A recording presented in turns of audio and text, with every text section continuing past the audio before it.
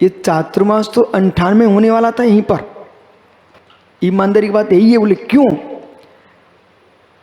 जब वो मैं व्याकरण पढ़ रहा था सारस्वत जी से, पंडित जी लेके आए, और इतने में चातुर्मास का समय आ गया तो मेरा मन थोड़ा उदास हो गया। बोले अब यहाँ से जाना पड़ेगा, हमारी पढ़ाई बंद हो जाएगी। तो हमने मन में सोच लिया था अपन रायपुर में ही चौमासा कर लेंगे। तो मैं मालवी रोड पर बैठा हुआ था, एक दिन महावीर पाटनी आए, बोले महाराज जी पंडित जी को तो मैं लेके आ जाऊंगा। वो पंडित जी को लेके आ जाएंगे तो मालूम, यदि पंडित जी भिलाई की व्यवस्था नहीं बन पाती ना तो कोई नहीं भी कराता चौमासा, तभी मैं यहीं करने वाला था। जहां ज्ञान मिलता हो वहां ग्रहण कर लेना चाहिए। और मित्र विश्वास रखिए, एक बीज भी तुमने घर में सुरक्षित रखा है तो कितनी बालें आएंगी। एक साधु को, एक छात्र को तुमने ज्ञानी बना लिया, पूरे देश में कितनी बालें आएंगी। विराजो ज्ञानी। इसलिए यहां पर कह रहे श्रुत ज्ञान जो है, नरेंद्र भी, श्रुत ज्ञान जो है सारे जगत के रहस्य खुलने वाला है। शादबात केवल ज्ञान सर्वतत् प्रकाश से महात्मा निर्गन सागर जी, यशोधर सागर जी ज्ञानी। अब सोचिए, लोग तड़पते तड़पते मुझे कोई ज्ञान देने वाला मिल जाए।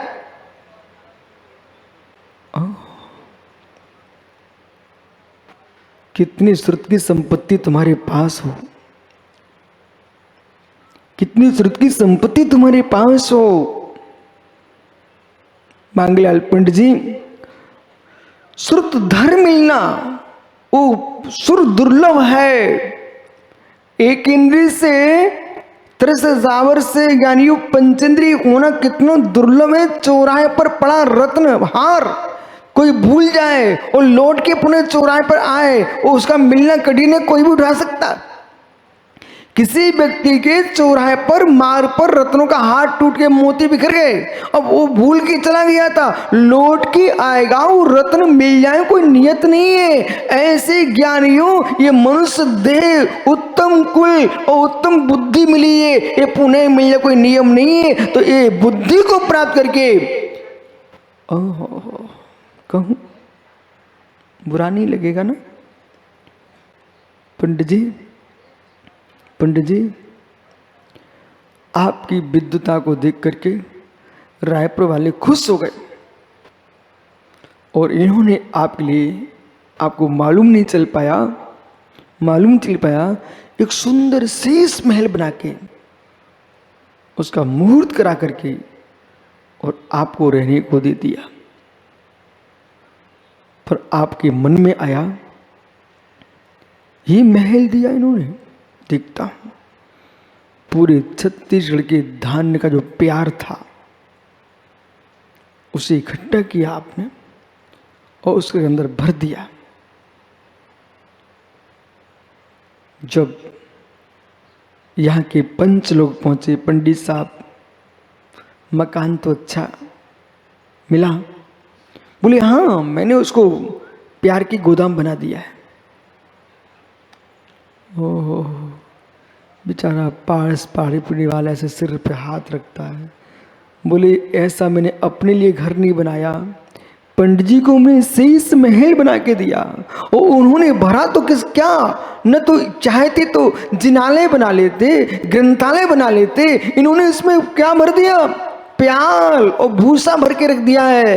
ऐसे ज्ञानियों इस जीव के लिए अहो नरो अहो मनुष्यो। पंकज भैया आपको आयु क्रम ने, गति नाम क्रम ने मित्र ओ शुद्ध ज्ञान करेंगे छेषम से सुंदर कुल, सुंदर उच्च कुल, उत्तम देह, उत्तम वंश, उत्तम धर्म मिला है आपके पुण्य कर्म के उदय से। और फिर भी ये जीव 24 घंटे टेंशन में जिए, तनाव में जिए, चिंताओं में जिए। तो मित्र पापड़ीवाल जी, पारस भैया कह देना सुधीर बाकलीवाल से, यदि चिंताओं में तुम जी रहे हो, 24 घंटे चिंता में जी रहे हो, तो शीश महल में तुम भूसा भर के रख रहे हो, इसलिए ताली बजा रहे हो। बहुत अच्छी, जय हो, ताली बजा रहे हैं। मतलब महावीर भैया बाकलीवाल जी, ये शीश महल में विराजो आप, तो शीश महल में क्या भर रहे हैं? भूसा भर रहे हैं। ऐसी उत्तम देह को, उत्तम धर्म को, उत्तम बुद्धि को पा करके जो बालक छात्र छात्राएं, जो युवा विद्वान चिंताओं को भर रहे हैं, जो साधु बन करके में मित्र नाना प्रपंच में डूब रहे हैं, वे शीश महल में भूसा भर रहे हैं। ओहो, इस बुद्धि के अंदर तुमको जिनवाणी भरना चाहिए था, इस मस्तिष्क के अंदर आपको तत्व ज्ञान भरना चाहिए था, तुम क्या भर के रख दिए हो? अब हम जैसे लोग पहुंचे, बोले पंडित जी को शीश महल मिला है मांगलाल जी को, तो कोई बैठ नहीं गया। वहाँ देखता है कि चूहे निकल रहे हैं, इल्लियाँ निकल रही हैं। बाप रे, क्या हुआ है पंडित जी, ये क्या हो गया? ये तो सोच रहे थे इसके अंदर से सुगंधित धूप की सुगंध निकलेगी अथवा जिनवाणी के शब्द गुंजेमान होंगे, तुम्हारे घर के सदस्य रहते तो नमोकार के पाठ सुनाई देते, वहां तो इल्लियां निकल रही भूसे के अंदर से। ऐसे पंडित साहब आप सोच के गए तो कोई अच्छे विद्वान के पास, अच्छा मोटा चेहरा उसका, चमकता ललाट, ऊंचा माथा और एकदम विद्वान, उसके पास पहुंचती ही वो पंडित उस विद्वान कहता है अमुक व्यक्ति ऐसा है, अमुक साधु वैसे हैं, अमुक श्रावक ऐसा है, ये विद्वान लोग ऐसा कर रहे हैं। तुम कहना ओ मैं भूल हो गई, मैं तो शीश महल पर आया था कुछ विशेष देखने के लिए, पर इसके अंदर तो इल्लियाँ निकल रही हैं, कीड़े निकल रहे हैं। विद्वान मुनि होने के बाद भी किसी की निंदा आदि के शब्द निकले, बाहर के प्रपंच की बातें निकले, आगम विपरीत व्याख्यान निकले, तो समझ लेना चाहिए इस शीश महल में इल्लियाँ निकल रही हैं, भूसा भरा है।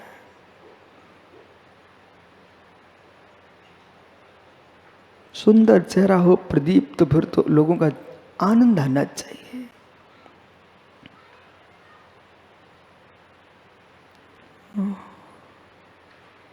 कहूं आजकल मालूम सुधीर भैया, आप लोग बहुत ज्ञानी लोग हो, घर में इतने सुंदर बर्तन ना हो, लेकिन जब आप इन लोगों को भोजन कराते ना बाहर के श्रावकों को, तो क्या सजा करके ब्रेन से उस पर सफ़ेद कपड़ा, फिर उसके ऊपर ये जो पात्र रखे जाते ना, वे कितने सुंदर रखते हैं आप, चमकते हुए। समझ गए ना क्या रखते हो? मालूम आप मेरे से मत पूछो, बोली आपने कब देख लिया? वो जब वैशाली में चातुर्मास हुआ था ना, तो ये लोग जब आप लोग आते थे ना रायपुर से, तो वैशाली वाले पूरे रोड पर खिलाते थे, आपको याद है ना? मंडप बनाते उनको रोड पर, तो मुझे मंदिर वहीं से निकलना पड़ता था, तो वहाँ दिखाई देते सुंदर सुंदर। क्या रखा था रे? तो बर्तन गोल मटोल, समझ गए ना? हैं? हाँ, बफर सिस्टम। हाँ ज्ञानी, कभी कभी क्या होता मालूम, अब विनोद भैया बढ़ जाता जी, इतने सुंदर बर्तन, इतने सुंदर बर्तन रखे, तो आपने रख दिए। अब वो बाकलीवाल सोचता सुधीर बर्तन इतने चमक रहे हैं, अंदर क्या होगा? वो अंदर मालूम चला कड़ी लचका,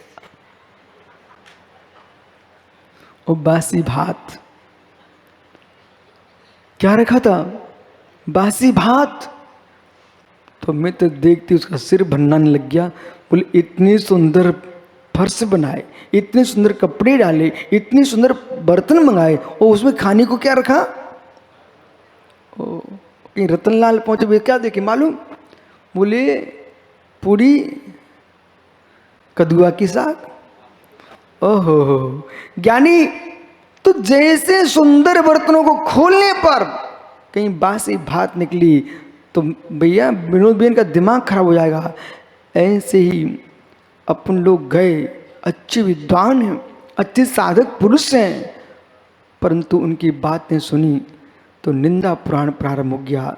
तब लगता कि ओह, सुंदर बर्तनों के भीतर बासी भात,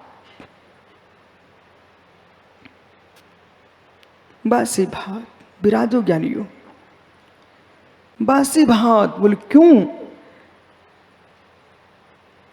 ऐसा व्याख्यान करो, ऐसा व्याख्यान करो जैसे ताजा भोजन करने वाले को उमंग आती है।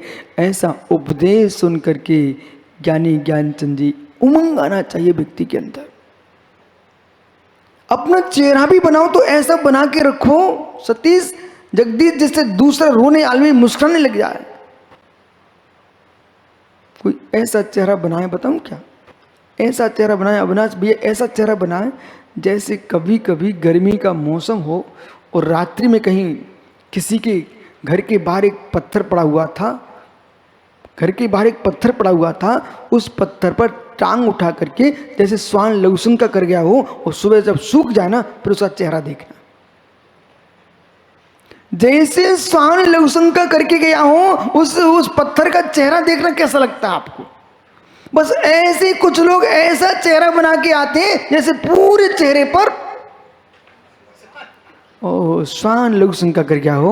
अरे ज्ञानियों, ऐसा चेहरा बनाओ, ऐसा चेहरा बनाओ जैसे तीर्थंकर भगवान का जिन्हें बिंब चमकता है, ऐसा तुम्हारा चेहरा चमकना चाहिए। विराजो ज्ञानी। अब क्या करें यहां पर? अब क्या करें यहां पर? बुरा तो नहीं लग रहा? यदि बुरा लगे तो आज से चेहरा ठीक करो, बुरा लगे तो चेहरा ठीक करो।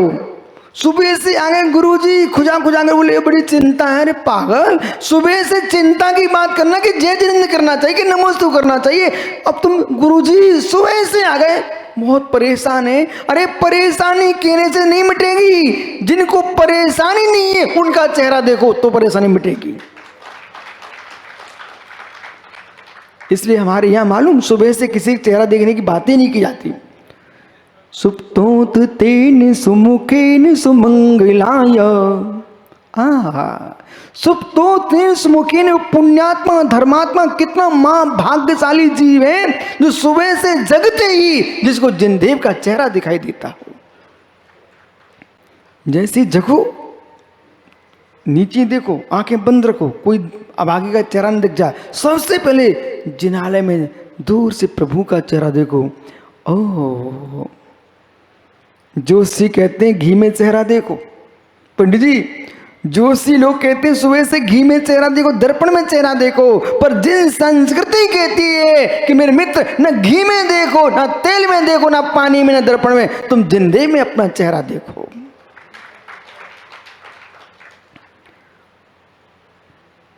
सुबह से जगते ही ऐसे लोग चेहरा दिखा जाएं जो रोते रोते आए। यानी इसलिए किसी का चेहरा नहीं देखना। या तो निज के भगवान आत्मा को देखो, और निज भगवान आत्मा के दर्शन नहीं कर पा रहे हो तो जिन बिंब के दर्शन करो, इसके बाद किसी का चेहरा देखो।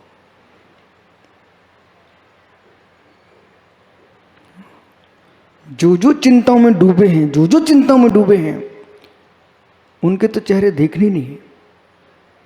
उनसे कहो पहले खुश होके आओ, फिर मैं आपका चेहरा देखता हूं। खिला फूल अलग दिखता है भैया, बराबर। खिला फूल अलग दिखता है और मुरझाए फूल। प्रातः के फूल बन के आओ, प्रातः के सुमन बन के आओ, संध्या के मुरझाए फूल बन के मत आओ।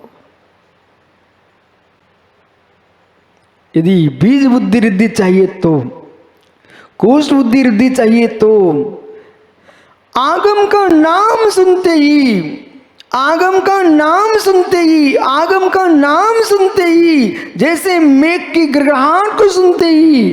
उज्जैन में हमने चातुर्मास किया, मालूम, वहां पर एक जंगल था, बहुत बड़ा जंगल था विनोद मिल में।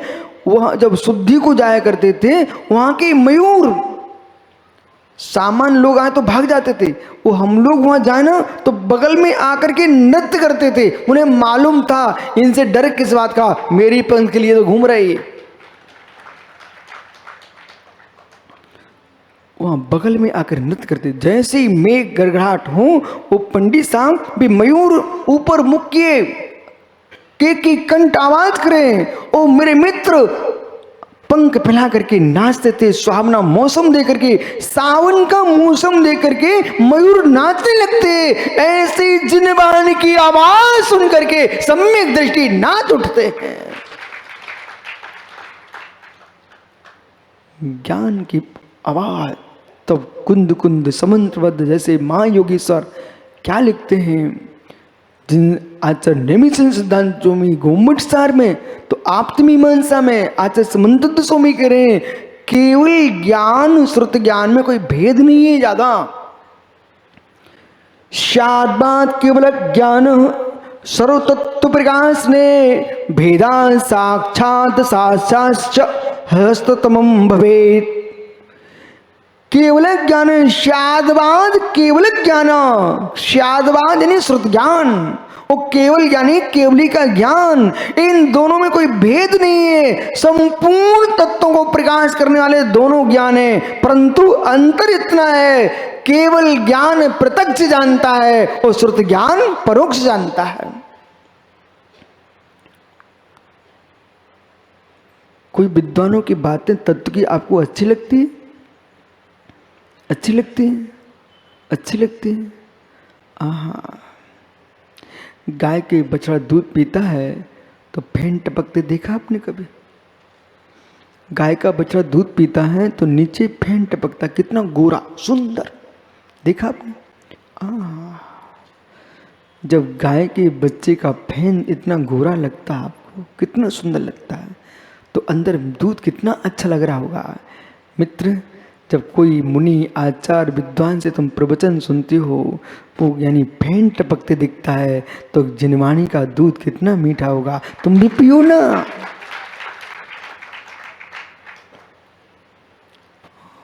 पियो। मनुष्य का दूध तो दो ही थन से निकलता है, मनुष्य के दो ही आंचल होते हैं, गाय के चार होते हैं, हमारी गाय के चार थन हैं। जिस गाय का मैं दूध पीता हूं उसके चार थन हैं। उसकी गौशाला जो है ना वो रायपुर में नहीं है। जो हमारी गाय रहती ना उसकी, विनोद भैया आप कहो कि आपके घर के जो फर्श चमक रहे हैं, हमारी गौशाला गाय जो है ना ऐसे पत्थरों के फर्शों पर नहीं रहती। हमारी जो गाय है ना सोने के फर्श पर भी नहीं रहती।